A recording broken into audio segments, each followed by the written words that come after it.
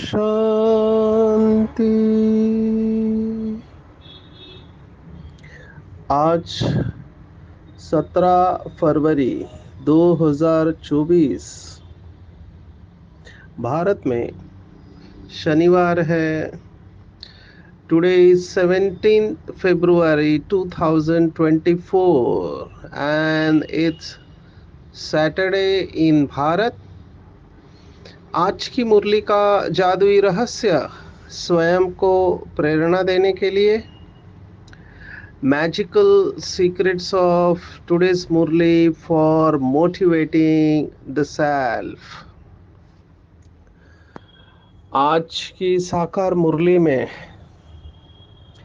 ज्ञान के सागर पतित पावन शिव बाबा सर्जन बनकर आए हैं। हम सब आत्माओं की आधा कल्प की बीमारी को ठीक करने के लिए आए हुए हैं। हमने पहले भी देखा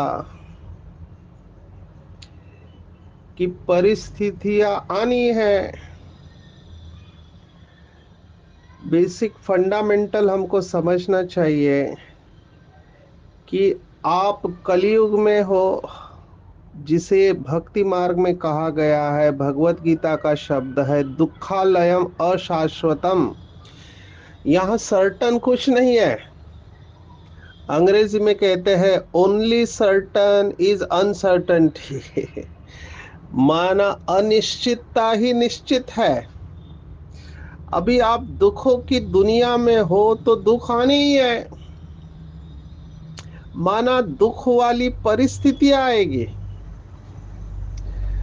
अंग्रेजी की कहावत है कि pain is inevitable but suffering is optional. बहुत सुंदर शब्द है। माना दुख देने वाली परिस्थिति आएगी, पर दुखी होना न होना हमारे हाथ में है। बीइंग अ डॉक्टर, और बाबा के कई बच्चे डबल डॉक्टर है, बाकी सभी रूहानी डॉक्टर है। तो हम जानते हैं कि जब व्यक्ति बीमार होता है तो बीमारी में व्यक्ति की सहन शक्ति कम हो जाती है, और जब सहन शक्ति कम होती है तो छोटी बात भी बड़ी लगती है। बीमारी शब्द या बीमार शब्द जहां से भी आया है, मुझे बीमार में मार दिखाई दे रहा है। और हम सब जानते हैं बीमार में मार हमारे कर्मों का ही मार है, जिसको कहते हैं कि कर्म कुटने पड़ेंगे।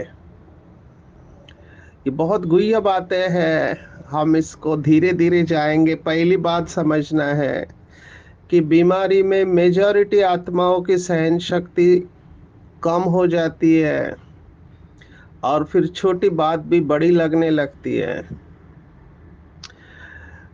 शायद मैंने पहले भी शेयर किया था कि मैं मुंबई के एक अस्पताल में ड्यूटी कर रहा था, तो मेरी ड्यूटी पर एक योगी आया। अभी ये योगी कोई साधारण योगी नहीं था, उसके कई सारे फॉलोअर्स थे, स्पेशल रूम था उसके लिए। अभी इस योगी को कैंसर हुआ था, वो भी मूत्राशय का कैंसर, यूरिनरी ब्लैडर का कैंसर, और बहुत दर्द होता था। तो उसको जो भी पेन किलर्स हम देते थे वो तो दे चुके थे, आईवी चल रहे थे, मैंने डायरेक्ट खून में उसके पेन किलर जा रहे थे, फिर भी वो चिल्ला रहा था। तो मुझे उनके फॉलोअर्स ने बताया कि ये इतने बड़े योगी है कि जमीन के अंदर ये अपने आप को बंद कर देते थे, खड्डा खोद के, और उसके अंदर 7 7 दिन तक बिना खाना पानी के रहते थे। अभी सोचो, एक इतना योगी है लेकिन दर्द में वो सहन करना हर एक के बस की बात नहीं है। कुछ योगी होते हैं जिनके अंदर बहुत अच्छी ताकत होती है और वो इतना अशरीरी अवस्था में होते हैं कि उनको दर्द की महसूसता नहीं होती है। ये पॉसिबल है। ब्रह्मा बाबा के बारे में भी ये कहा गया है, मुझे ये पता नहीं है सच है या नहीं, पर उनका ऑपरेशन, छोटा ऑपरेशन बगैर एनेस्थीसिया का हुआ। हमारे एक डॉक्टर साहब है कोल्हापुर के, डेंटल सर्जन है, उन्होंने राजयोगा के ऊपर देखा, क्योंकि दो दर्द बहुत सीवियर होते हैं, एक दांत का दर्द और एक किडनी स्टोन का दर्द। इसमें पेशेंट को बहुत दर्द होता है। तो उन्होंने ये स्टडी करके देखा कि जो राजयोग का अभ्यास करते हैं वो ऑपरेशन के बाद कम दर्द निवारक दवाइयों का, पेन किलर का इस्तेमाल कम करते या ना करते हैं। अभी ऐसे भी बाबा के बच्चे हैं। तो हम डॉक्टर्स के पास अभी ये डेटा है कि जो जितना शरीर से डिटैच होगा तो उसके शरीर में ऐसे नेचुरल पेन किलर्स तैयार होते हैं जिससे उसका दर्द कम हो जाता है। तो उसको हम टेक्निकल भाषा में एंडोर्फिन और एनकेफेलिन कहते हैं। ये एंडोजिनस मॉर्फिन होता है हम सबके शरीर के अंदर। ये सभी दवाइयाँ है। हम सबका शरीर इतना सुंदर है, परमात्मा ने ऐसा बनाया हुआ है, लेकिन हम शरीर की सभी कैपेसिटी को एक्सप्लोर नहीं कर पा रहे हैं। मुझे वंडर लगा, हमने अभी टाटा हॉस्पिटल में एलोपैथी डॉक्टर्स के सामने सेशन लिया, तो हमारे एक डॉक्टर साहब है कर्नाटक के, जो कि कैंसर सर्जन है, उनके अस्पताल को भी हमने देखा है। तो वो क्वांटम हीलिंग के ऊपर बोल रहे थे। अभी ये थोड़ी टेक्निकल भाषा है। क्वांटम माना, क्वांटा माना पैकेट्स होता है, पैकेट्स ऑफ एनर्जी। तो क्वांटम माना सूक्ष्म स्तर पर जाके अपनी बीमारी को ठीक करना। तो उसके ऊपर वो दिखा रहे थे, एक एलोपैथी डॉक्टर दिखा रहा है कि 5 लेवल ऑफ बॉडीज होते हैं। ये आयुर्वेद का शब्द है, पंचकोशः, 5 कोश होते हैं।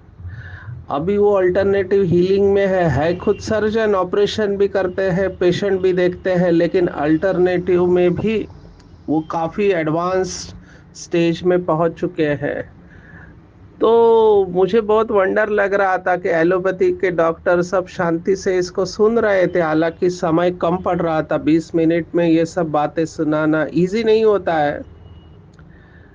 तो आज ये बाबा ने कहा है कि रूहानी सर्जन बच्चों को धीरज दे रहे हैं, क्योंकि जितना हम धीरज रख के आगे चलेंगे उतना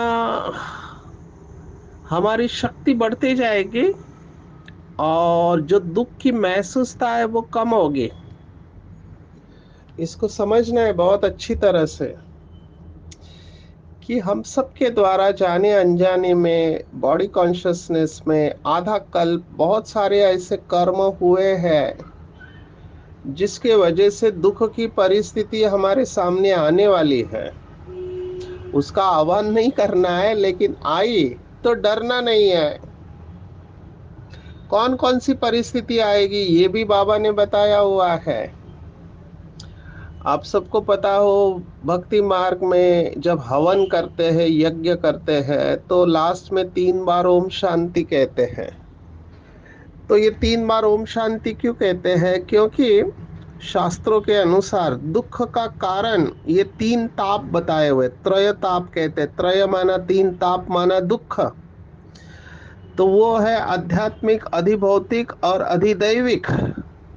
आध्यात्मिक माना हमने इस जन्म में बचपन से लेके अब तक जो भी विकर्म किए हैं उसका फल, उसके वजह से आने वाले दुख, किसी को मारा है, किसी का अपमान किया है, कोई गलत काम किया है जो नहीं करना चाहिए, तो उससे जो दुख आता है वो आध्यात्मिक है। अधिभौतिक माना पांच तत्वों से मिलने वाला दुख, जैसे बहुत गर्मी, बहुत ठंडी, बर्फ बहुत है, बाढ़ आना, ये सब पांच तत्व जो है वो हमको दुख देते हैं। और तीसरा है अधिदैविक। दैव शब्द जो है ये नसीब के ऊपर आया है कि पिछले जन्मों में हमने जो कुछ भी किया है उसका फल हमें इस जन्म में भुगतना पड़ता है, उसको कहते हैं अधिदैविक। तो इन तीनों ही तापों को शांत हो जाए ये, तो जब हम दिल से बहुत गहराई से योग युक्त होकर ये कहते हैं ओम शांति शांति शांति ही, तो एक्चुअली क्या होता है, हमारे द्वारा वो प्रकंपन क्रिएट होते हैं और वो प्रकंपन, वाइब्रेशन, ये तीनों जो दुख आने वाले हैं उनको शांत कर देते हैं। आप इसके ऊपर प्रयोग कर सकते हैं, मैं ये करके आपको सुना रहा हूँ। कई लोग मुझे कहते हैं आप इतना ओम लंबा क्यों करते हो पहला तो मैंने पहले भी बताया, जब ये लंबा ओम मैं करता हूँ तो मेरे शरीर और मन के अंदर के सभी ब्लॉकेजेस ओपन हो जाते हैं, ऐसा मैं फील करता हूँ। दूसरा, जब मैं ओम कहता हूँ तो पूरे विश्व को मेरी ऊर्जा जा रही है, ये मैं विजुलाइज करता हूँ। जैसे ही ओम कहता हूँ तो पूरे सातों के सातों ही खंड, सभी समुंदर मेरे आंखों के सामने होते हैं। तो ये ओम के प्रकंपन पूरे पृथ्वी को कवर कर रहे हैं, ऐसा विजुलाइज करता हूँ और बाबा की याद में बोलने की कोशिश करता हूँ। तो इसके पीछे भी राज है। बीमारी के ऊपर आते हैं, पेपर्स के ऊपर आते हैं, आने ही है। ये प्रश्न ही गलत है कि पेपर नहीं आए, पेपर आने ही है। जब ब्रह्मा बाबा नहीं बचे, मम्मा नहीं बची, हमारी दादियां नहीं बचे, हम कैसे बच सकते हैं। किसी ने मुझे ये प्रश्न भी पूछा था कि क्या बीमारी माना सजा है, तो मैं कहूंगा है भी और नहीं भी। बीमारी आना मतलब सजा नहीं है, क्योंकि आज की मुरली में सजा शब्द आया है, इसलिए मैं इसके ऊपर थोड़ा बोलूंगा।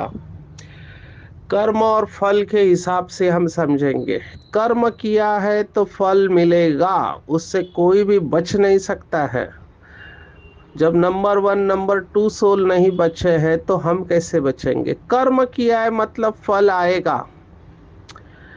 अभी होगा क्या, जो हमने पहले स्लोगन देखा, pain is inevitable, suffering is optional.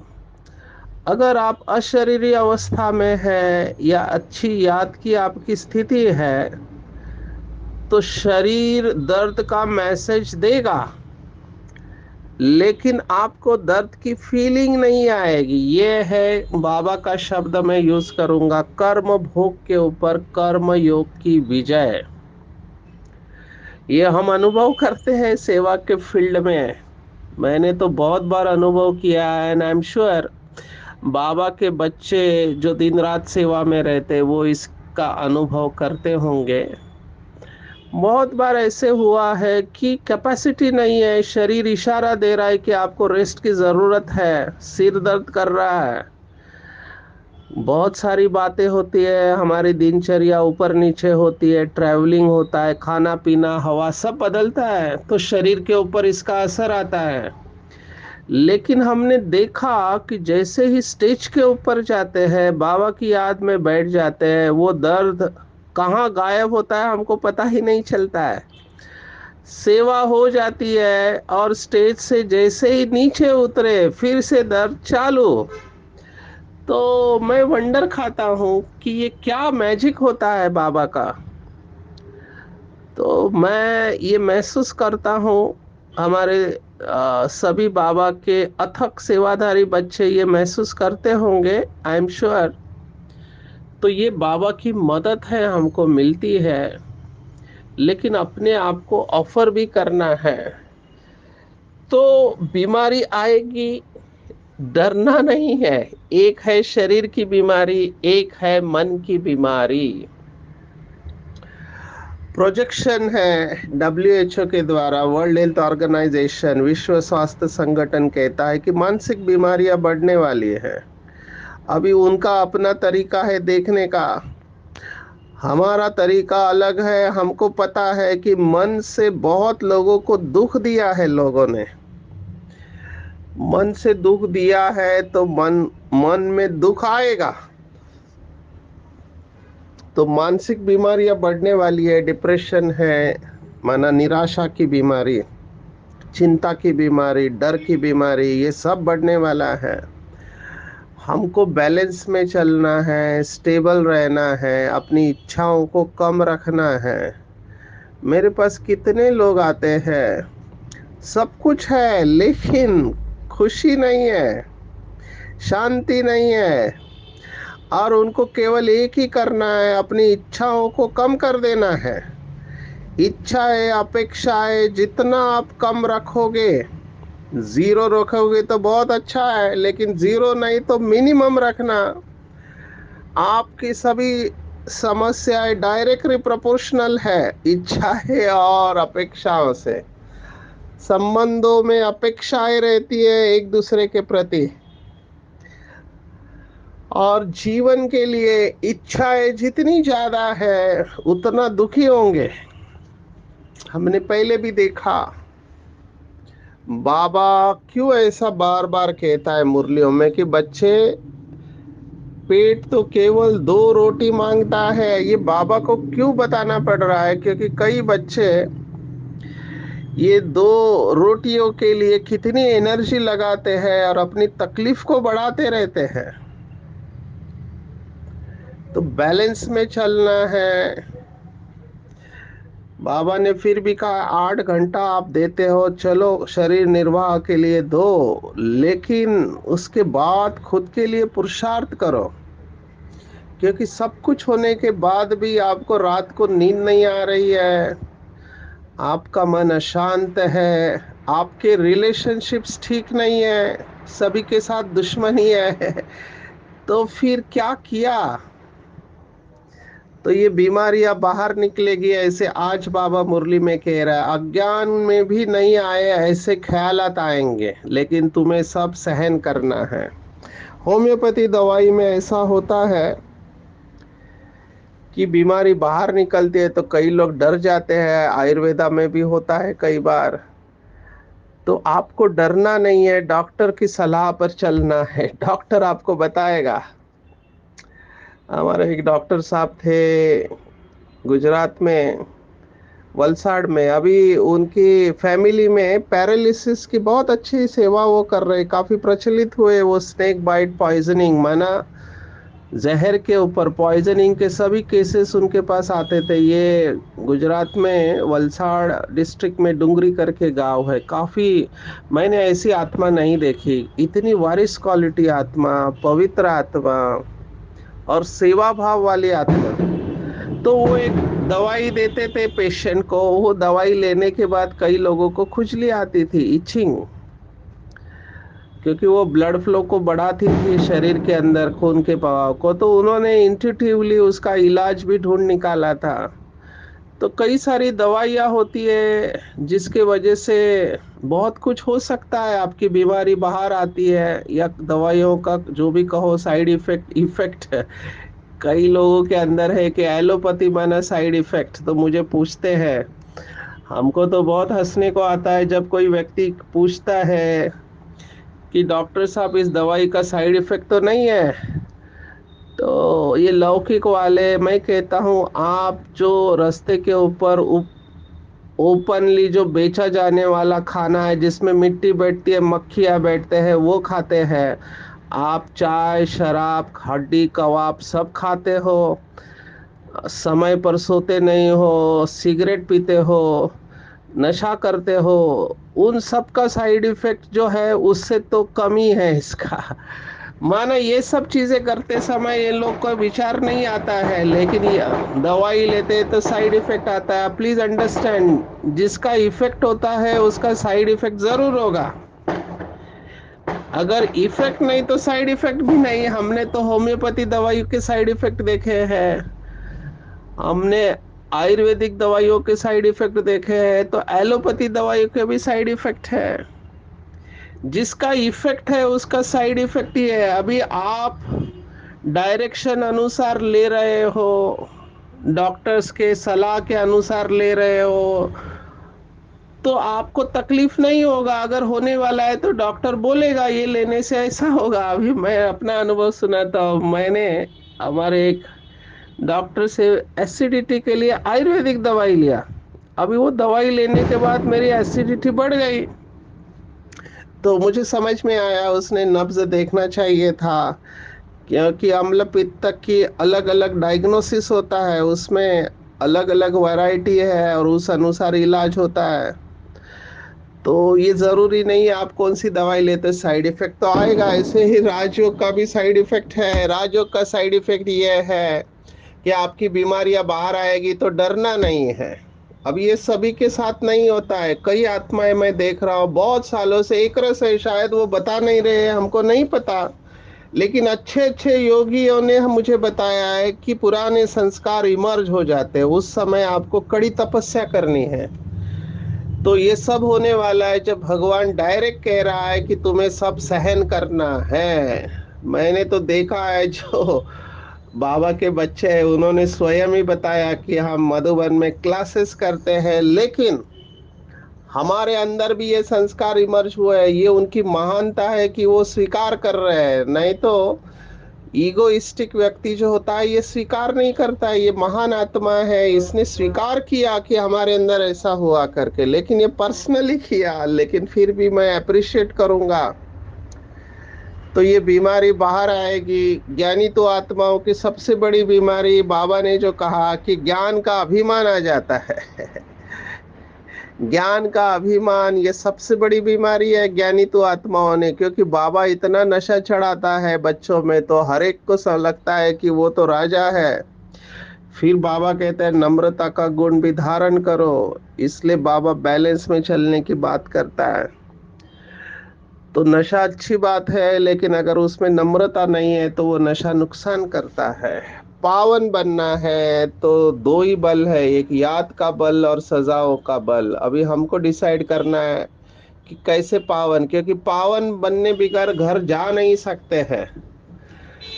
पावन बनने बगैर घर जा नहीं सकते, पावन तो बनना ही पड़ेगा। मुझे प्रश्न पूछा किसी ने, पावन और पवित्रता में क्या फर्क है? ऐसे ऐसे प्रश्न पूछते हैं। अभी भाव को समझना है, शब्दों को नहीं पकड़ना है। कुछ लोग ऐसा फर्क करते रहते हैं। अभी हमको भाव को समझना है। अशरीरिक अवस्था और विधेय अवस्था ये दोनों एक लगता है, ऐसे ही पावन और पवित्रता एक लगता है। तो ये प्यूरिटी के साथ जो शब्द जाते हैं, जैसे शुद्ध और अशुद्ध है ना, ये भी शब्द जाता है। तो हमको ये समझना चाहिए, एक है अभ्यास और एक है अवस्था। अभ्यास से अवस्था बनती है। One is process and one is the state. तो अशरीरीपन का अभ्यास करने से विधेय अवस्था बनती है। ऐसे ही पावन बनने की प्रोसेस है। पावन बनना एक प्रोसेस है, और इस स्टेज से आपको जाना पड़ेगा। क्यों? सिंपल मैकेनिज्म है कि जैसे अभी हम कलयुग में है तो हमारी सबसे टॉप मोस्ट फाइल कलयुग की है, इस जन्म की है। इसके नीचे फिर जो दबी पड़ी है वो है पिछले जन्म की, उसके पहले जन्म की। तो 63 जन्म तो द्वापर और कलयुग की फाइल ही खुलेगी। तो इट इज बट नेचुरल, ये पावन बनने की प्रोसेस है। और बाबा कह रहा है कि बच्चे, कई बच्चे अभी तक द्वापर तक पहुंचे। द्वापर में माना बदला लेने का भाव वाले, वो अभी तक द्वापर तक ही पहुंचे, माना रजो तक पहुंचे हुए हैं। कई है वो सतों तक पहुंचे हैं और बहुत कम है वो सतो प्रधान तक पहुंचे हैं और वो संपूर्ण अवस्था में शरीर छोड़ देंगे। तो हमको ये सब पावन बनने की प्रोसेस को समझना है। जब पावन बनने की प्रोसेस को समझेंगे तो संपूर्ण पवित्रता की अवस्था को धारण करेंगे। आज इविल सोल की बात भी आई, ये भी एक पेपर होगा। बाबा ने कहा संबंधों का पेपर, तत्वों का पेपर, बीमारी का पेपर, ऐसे इविल सोल का पेपर। अभी दुनिया वाले इस बात को नहीं मानते हैं कि ऐसा कुछ होता है। हमारे महाराष्ट्र में तो एक संस्था है, अंधश्रद्धा निर्मूलन संस्था। ये संस्था वाले, इन्होंने तो चैलेंज दिया है कि भूत दिखाओ और 1 लाख रुपए जीतो। उनका चैलेंज है। पर भगवान कह रहा है ये छाया वाला शरीर होता है, होती तो आत्मा ही है। पर उनके संस्कार होते हैं तो वो आग भी लगा देते हैं, बहुत कुछ होते हैं। बहुत लोगों का इसमें अनुभव है। तो ये इविल है। बाबा ने एक मुरली में कहा था कि जीसस क्राइस्ट को मारने वाले भी इविल ही था, क्योंकि ये एक्चुअली विकार है। तो इविल सोल माना होती तो आत्मा है, उसको शरीर नहीं होता है। लाइट का शरीर होता है, छाया का शरीर, जिसको घोस्ट कहते हैं। घोस्ट ये शब्द बाइबल का है। तो ये भी दुख देते हैं और ये सब होने वाला है। हमको डरना नहीं है। बाबा ने स्पष्ट कहा है जो पवित्र रहते हैं, योगी है, उनको कुछ नहीं होगा, क्योंकि लास्ट में ये सब वाइब्रेशन आएंगे। क्योंकि ये आत्माएं बहुत अशांत होंगे। आज पानी की महिमा भी आई हुई है, मैं इसके ऊपर भी थोड़ा बोलना चाहूंगा। पानी वाइब्रेशन को खींच लेता है। हमारे कुछ बाबा के बच्चे वो जापानीज डॉक्टर के फोटो दिखाते रहते हैं। अभी ये कंट्रोवर्शियल है। सभी लोग वो जापानीज इसारा इमोटो के स्लाइड्स को स्वीकार नहीं करते हैं, लेकिन इतना निश्चित है कि पानी वाइब्रेशन को खींच लेता है। और हमारे जितने वाइब्रेशन पॉजिटिव होंगे उतना पानी के ऊपर इफेक्ट आएगा। और हमारे शरीर में 70% वाटर है, तो ये बात भी समझना है। विशेष मुझे आज वरदान बहुत गहरा लगा, क्योंकि इस अवस्था से हम जा चुके हैं। बाबा ने कहा मेरेपन के फेरे से निकाल, उलझनों से मुक्त रहो। और ये मेरापन बहुत सूक्ष्म बात है। ये जो शब्द बाबा ने इस्तेमाल किया, मेरा नाम खराब होगा, मेरी ग्लानि होगी, ये सोचना ही उलझना है।